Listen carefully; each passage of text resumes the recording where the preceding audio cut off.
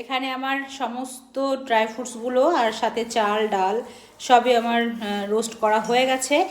এইবার এটা একটু ঠান্ডা হতে দিতে হবে। ঠান্ডা হয়ে যাওয়ার পর এটা আমি গুঁড়ো করে নেব, তো একটা এয়ারটাইট কন্টেনারের মধ্যে আমি আটকে রাখবো। মিক্সচার গ্রাইন্ডারে আমি দিয়ে দিয়েছি সবগুলো। এবার এটাকে আমি, তো এই যে আমার হোমমেড সেরেলাক একদম রেডি। তো এটা কিভাবে রেডি করতে হয় তোমাদেরকে দেখিয়ে দেবো একটু। দেখো, একটা এয়ারটাইট কন্টেনারের মধ্যে আমি এটা রেখে দিয়েছি। এবার ফ্রাই প্যানে অল্প করে জল নেব, দিয়েছি যদিও।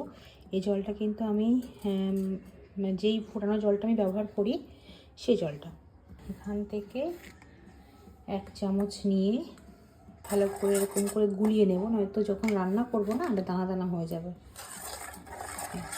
এবারে আমি এটা রান্না করে নেব।